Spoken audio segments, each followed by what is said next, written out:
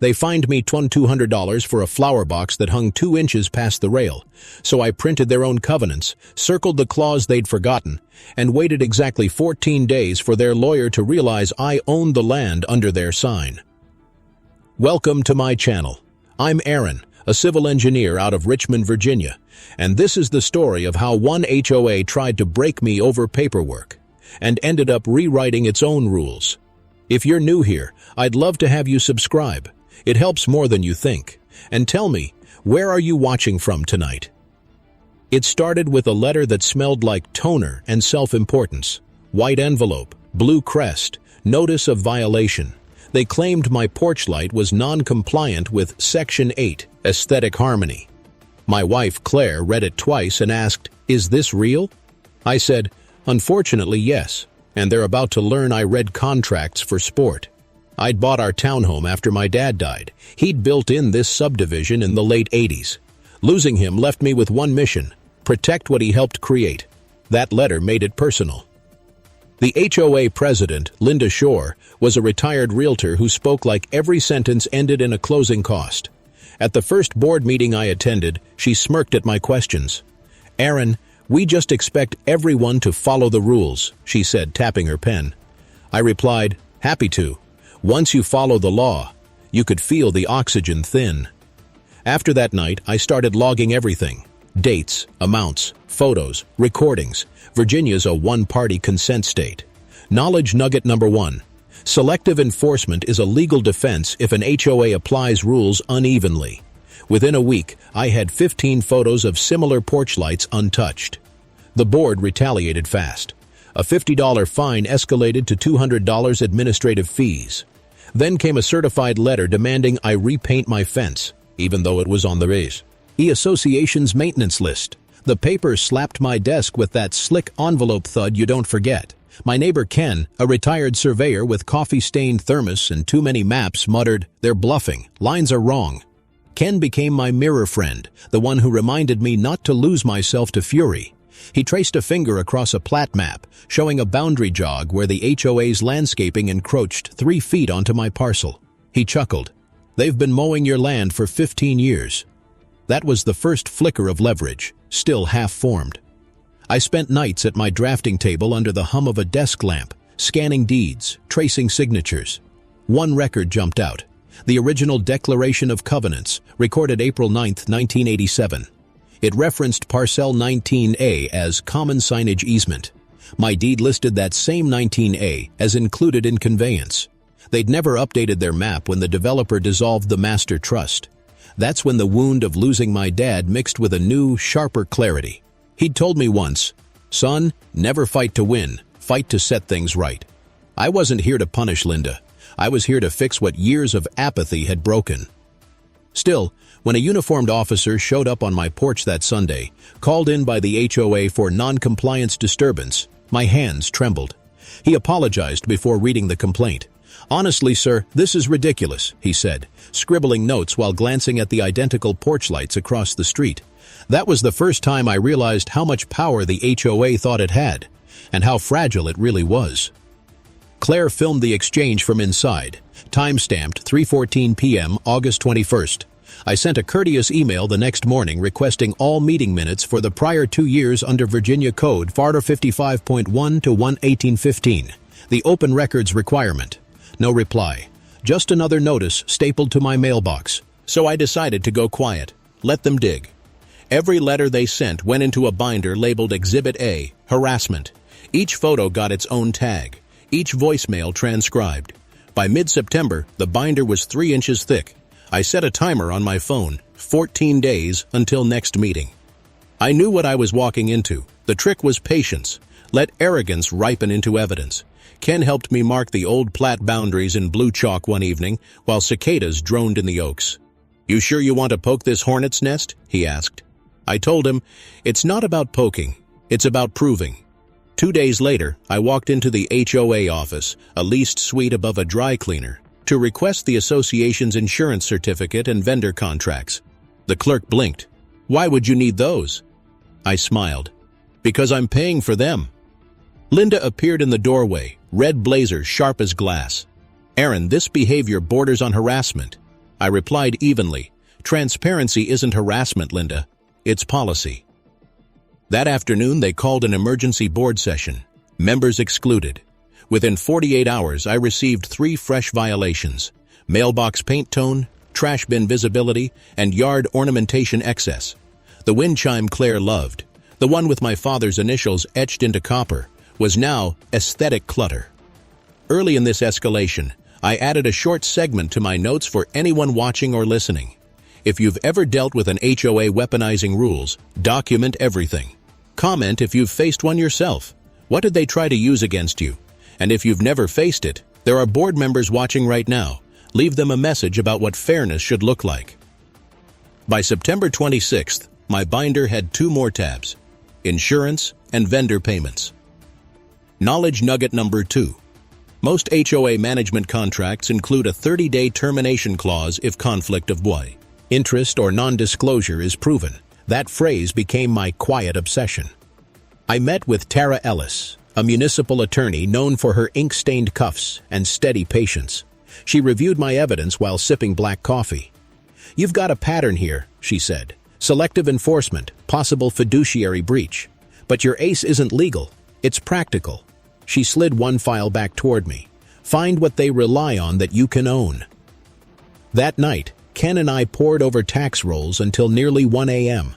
A single parcel, 19A, sat miscategorized as Association Common Signage, but the record showed the tax bill came to me.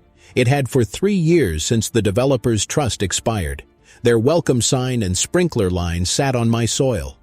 "Looks like you own their front door," Ken murmured. I didn't rush it. I let the fines stack, each one a time-stamped exhibit. Linda's tone in emails grew colder. "Failure to remediate may result in lien placement."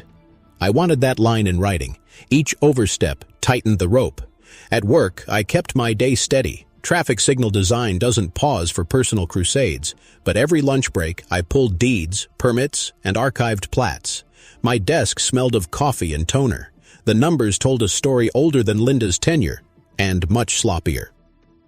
When I finally walked into the county records office with a certified copy of the parcel deed, the clerk raised an eyebrow. "You sure you want this recorded publicly?" I nodded. "Yes, ma'am. Ownership notices only work when they're visible." The stamp hit paper with a hollow thud. That sound felt like momentum. The next HOA meeting was October 10th. I sat quietly in the back while Linda lectured about non-compliant residents undermining community integrity. She looked straight at me. I looked back, silent, tapping the binder. Afterward, she hissed, "You're done here, Aaron." I whispered, "Not yet. How far should an HOA control what's on your porch or lawn? At what point does community standards become control addiction? Let me know below, or at least like the video so more homeowners see this." The night before the following meeting, I drove past the entrance sign. The floodlights flickered across the words Maple Ridge Estates. I parked, stepped out, and placed a small laminated notice at the base. "Private property. Entry by permission only." That was the moment the leverage was real, and no one but me knew it. By dawn the next morning, a dozen messages filled my inbox. Neighbors forwarding Linda's late-night blast email. "Unauthorized signage has appeared at the subdivision entrance. Law enforcement will be notified." I sipped coffee, watching the sun glint off dew on the curb, and smiled at the precision of her panic. The officer who showed up this time was the same one from August. He read the small print on the laminated notice, then unfolded the deed copy I'd taped beside it. "Parcel 19A, huh? Recorded 2 weeks ago?" I nodded. He tapped his pen. "Then they're technically the trespassers if they remove this." He called in to confirm, voice low, professional. When he hung up, he said, "Guess I'll just log this as a property dispute, not a violation." That validation, quiet, procedural, was all I needed. By lunchtime, Linda's tone had shifted from confident to clipped. She demanded a special executive meeting. I requested it be open, citing Section 55.1/1816 of the Virginia Property Owners Association Act. Meetings must remain public unless concerning litigation. The board ignored me. They met anyway, but one of their own, Treasurer Paul Bowers, called later that night. His voice was uneasy.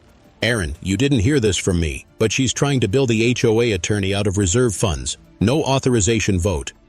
Knowledge nugget number 3. Using reserve funds for non-approved legal expenses can trigger an insurance audit and personal liability for board officers.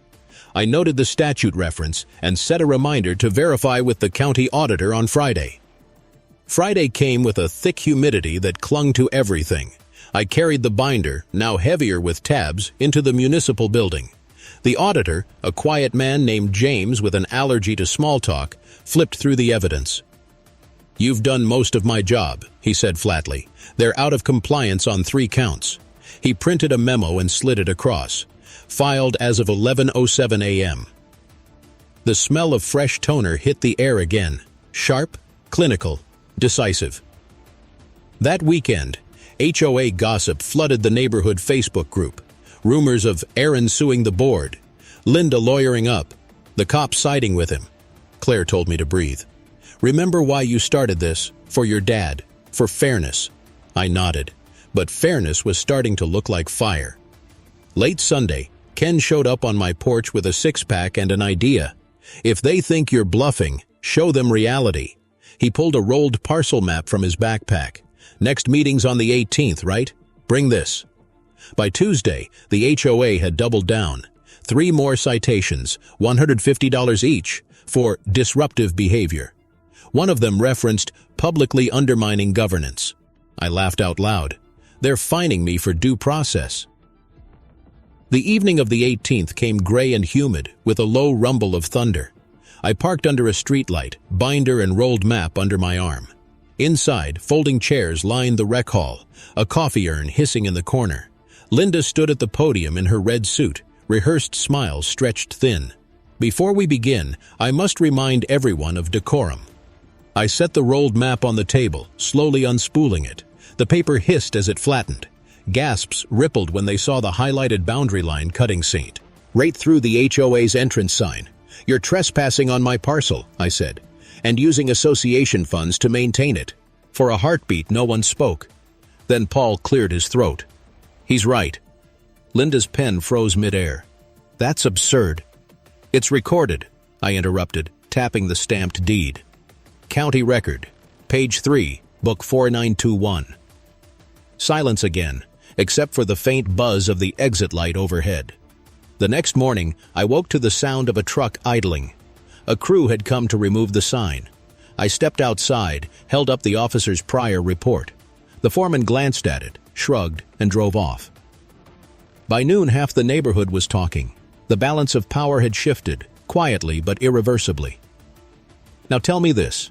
When fines hit $250, $500, even $1,000 for things like grass height or mailbox color, is that justice or just a cash machine? Where do you draw the line? That evening, I filed a formal complaint with the state ombudsman, attaching every time-stamped violation and photo. Claire watched me drop it into the mailbox, the metal latch clinking shut. "You're really doing this," she said softly. "Not for me," I said. "For everyone who can't fight back." The ombudsman's office acknowledged my complaint within 48 hours. A neat, neutral email. Preliminary review accepted. Response expected within 30 days. That single line of bureaucratic calm was more devastating to the board than any shouting match could be. Linda tried a new tactic, conciliation wrapped in condescension. She knocked on my door, smile brittle. "Aaron, maybe we can settle this neighbor to neighbor." I stepped onto the porch, clipboard in hand. "Happy to," I said, "once the board complies with the audit notice you've already received." Her smile cracked. "Audit?" I gestured to the mailbox where the certified letter still waited for her signature. "That one." By the next week, cracks showed everywhere. Vendors paused invoices, unsure who could authorize payments. The landscaper stopped trimming hedges after learning his insurance certificate had lapsed under HOA management. Paul, the treasurer, began copying me on internal emails, maybe to save himself. Ken laughed when I told him. "They're like termites after the first beam breaks." But I didn't celebrate. I remembered my dad's voice in the shop. "You win when the system corrects, not when someone cries." So I kept building the case, careful, quiet. At the county library's map room, I verified that the HOA's storm drain easement crossed private parcels without recorded permission. Knowledge nugget number 4. An unrecorded easement grants no enforcement power. Maintenance requires owner consent or municipal order. I filed that under reversal prep. Still, retaliation flared again. Smear posts online, whispers that I hated community living, even a rumor that I'd installed illegal wiring on my porch light. Claire stayed graceful through it, telling neighbors, "Everything's documented," but I saw the strain in her shoulders. One night, our 7-year-old asked, "Are we bad neighbors?" I knelt beside him, smelled the faint clay from his school art project. "Nobody, we're fixing the rules so no one else gets bullied." He nodded, satisfied. That moment anchored me. By mid-November, I'd stopped reacting and started strategizing. Tara, my attorney, drew a simple diagram on her yellow pad. Pressure, oversight, leverage. "You already own their entrance," she said. "Find one more choke point they can't operate without: water, insurance, or access. Then you can negotiate reform, not revenge." Insurance. That was it. I requested the association's carrier details through the state's open records interface. When the PDF arrived, one clause glowed like gold. Policy void upon unreported land use dispute exceeding 30 days. I checked the date. Day 29. I whispered to myself, tomorrow. At the December meeting, the air smelled of rain and burnt coffee. I waited through small talk until the floor opened for new business. I stood, handed Linda a sealed envelope. "Notice of property dispute filed with your insurer yesterday. Clause 9C applies." She blanched. You wouldn't..." "I already did." The room buzzed, papers rustling, murmurs. Paul leaned toward her, whispering furiously. Outside, thunder rolled. I left without another word. Driving home, wipers beating time, I felt both guilt and calm. This was reversal number 1 in motion, the leverage locked, silent, lawful. Where do you stand on this kind of fight? When an HOA crosses into harassment, do you buy leverage like I did, or take them straight to court? Drop your thought below. I want to see how you'd play it. That night I placed the binder on the table, its weight almost reassuring now. Claire ran her fingers across the cover. "So what happens next?" I looked at the clock, 11:59 p.m., and said, "Tomorrow they learn who actually owns the sign and who controls their insurance." Morning came cold and bright, frost edging the mailbox lids.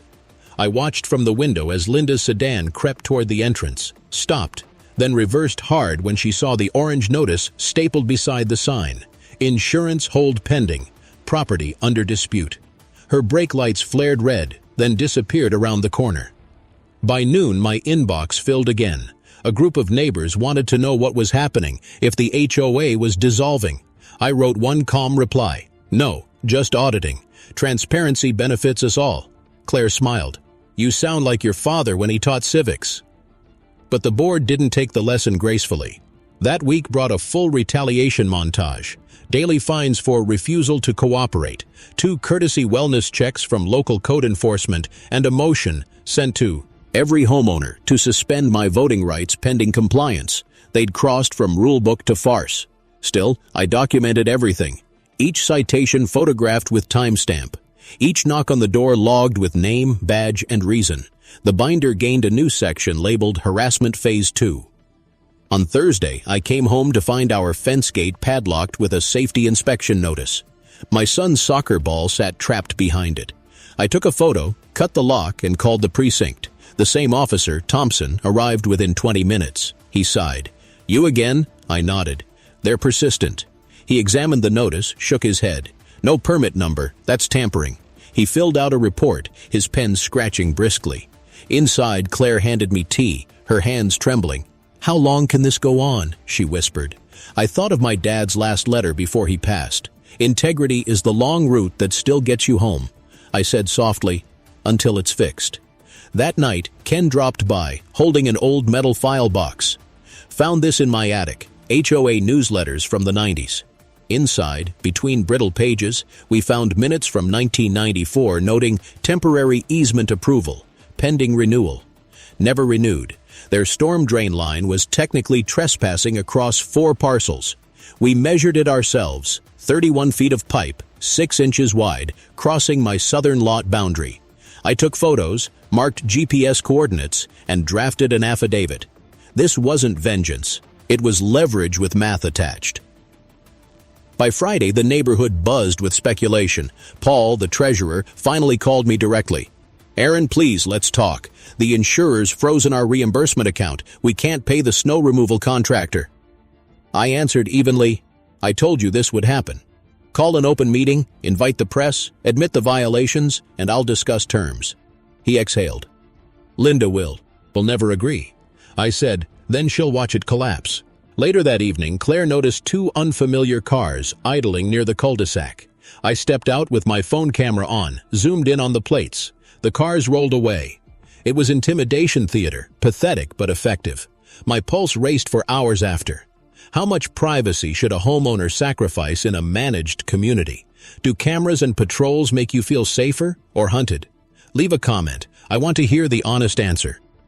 Saturday morning, I met Tara at the diner downtown. She stirred sugar into her coffee with slow circles. "They've triggered their own meltdown," she said. "Hold steady.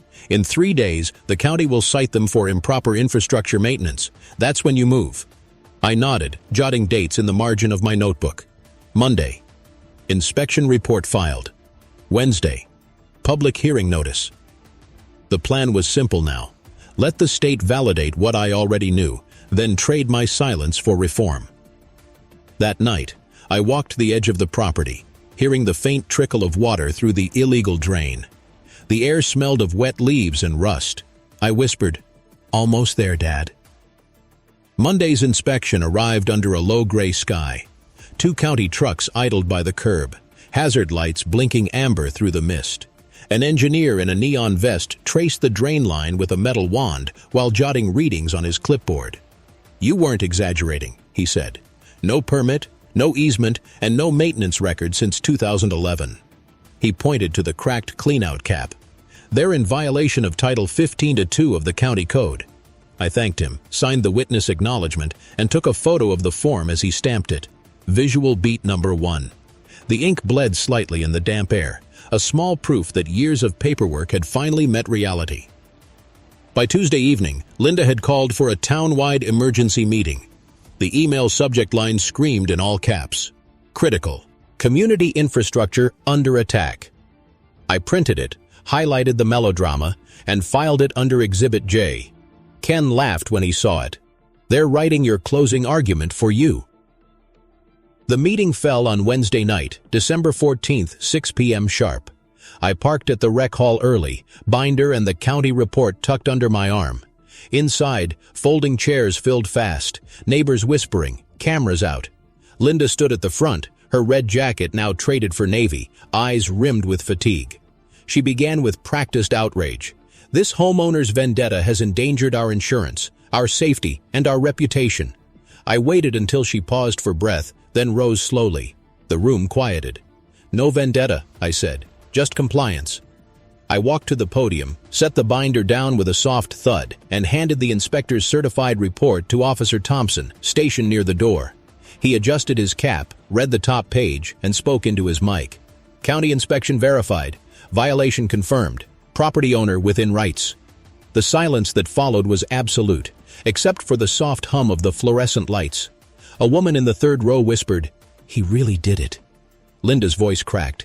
"You can't embarrass this board like—" I turned a page in my binder showing the deed photo of Parcel 19A and the insurance clause. "I'm not embarrassing anyone, Linda. I'm documenting the truth. And according to Clause 9C, your policy is void until this dispute is resolved lawfully." Paul stood up then, nervous but resolute.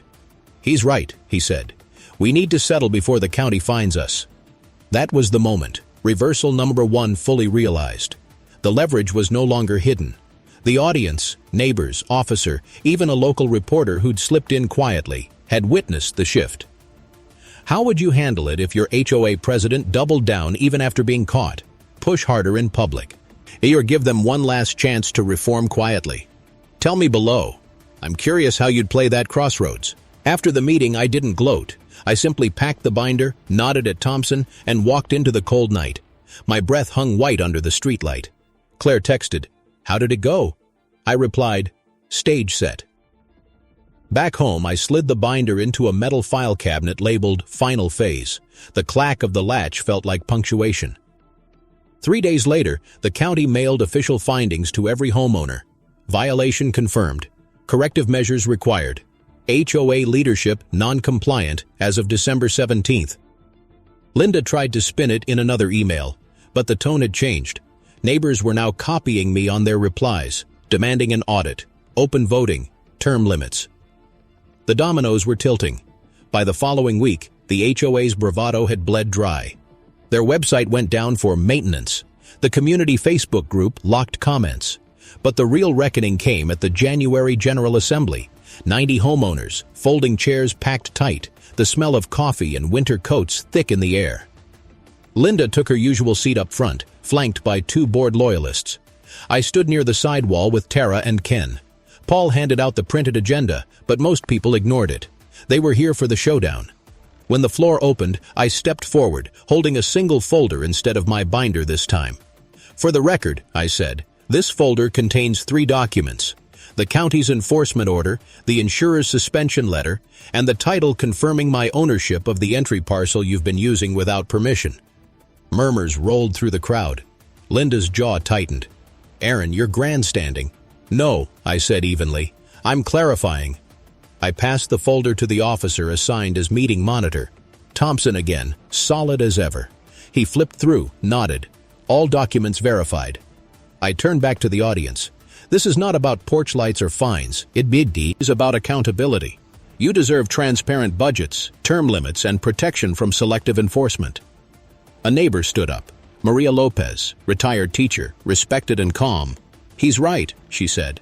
I got fined for a garden flag last spring, but Linda's friend painted her house purple and nobody said a word. Applause burst around the room, hesitant at first, then building. Linda tried to regain control. The board will take this under advisement. I stepped closer to the podium, placed a printed motion form beside her gavel. You don't have that luxury. Under Towers from 55.1/11816, when more than 50% of owners petition for reform, a binding vote must occur tonight. I gestured to the stack of signed petitions Ken had gathered, 57 signatures, dated and verified. Thompson cleared his throat. That's the law, ma'am. You'll need to proceed. Her hands shook as she called the roll. Each eye echoed louder than the last. When the final count hit 73 in favor, Linda slumped into her chair. Paul quietly removed his nameplate and set it aside. It was over. The room filled with quiet relief, some clapping, some tears. I caught Claire's eye near the back. She mouthed, "You did it." I shook my head. We did. Outside, reporters waited, their breath fogging the January air. One asked, "What do you call this victory?" I said, "A beginning." How should bad HOA officials be punished when they cross the line? Fines, removal, or something harsher? What precedent should our community set? Drop your thoughts below. I want future boards to read them. Within a week, the state ombudsman's office confirmed the reforms: temporary receivership, mandatory audit, and election within 60 days. Linda resigned publicly, citing health reasons. Paul agreed to serve as interim chair until new leadership was installed. The next meeting was shorter, quieter, more human. A Thompson stopped by afterward, half smiling. "Guess you're the HOA whisperer now." I laughed softly. Just a guy who reads fine print. But inside, I knew this was reversal number 2 waiting to take form. The reform deal, the chance to trade my leverage for permanent structure change. I wasn't done yet. 3 days after the vote, I drafted the proposal that would close it all out.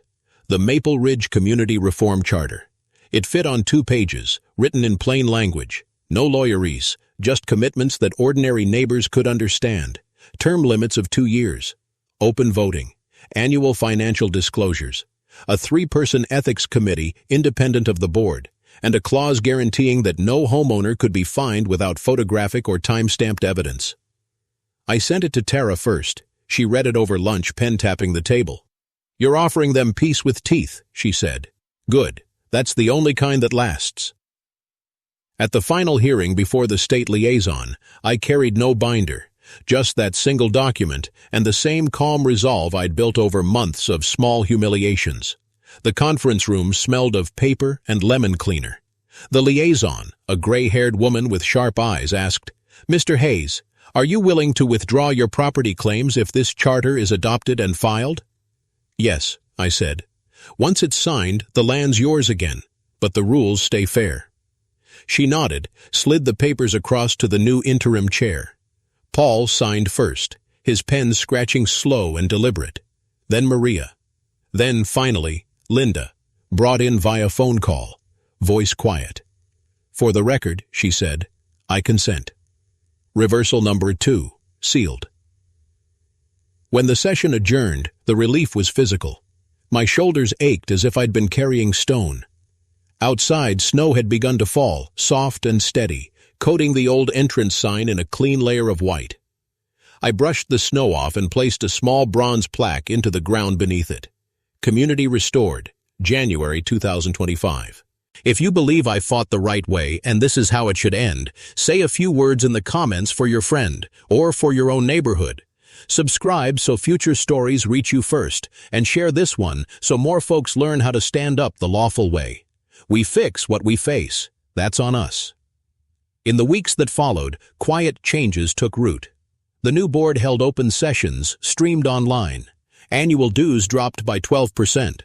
The insurer reinstated coverage at a lower rate, citing improved governance and transparency. Children's laughter returned to the cul-de-sac where meetings had once ended in shouting. Ken still brought coffee over every Sunday. We sat on the porch, yes, under the same porch light that started it all, and watched neighbors walk by, waving instead of whispering. Claire planted new flowers under the mailbox, bright red and yellow, no longer afraid of another violation notice. A local paper ran a short headline 2 weeks later, "Engineer turns HOA dispute into model for reform." They quoted one line I'd written in the final charter: "Rules protect community only when community writes the rules." That became the lesson I kept repeating, on podcasts, in town halls, wherever people asked how to fight back without burning everything down. On a quiet evening near spring, I packed the old binder into a cardboard box marked "Resolved Cases" and carried it to the garage. The latch clicked shut. Visual beat number 3. I stood there a moment, breathing in the scent of oil and cedar, listening to the muffled hum of a neighborhood finally at peace. A single thought settled in. Justice doesn't always roar. Sometimes it signs, stamps, and files. Then I flipped the porch light on, still compliant, still mine, and whispered, "Next case starts tomorrow."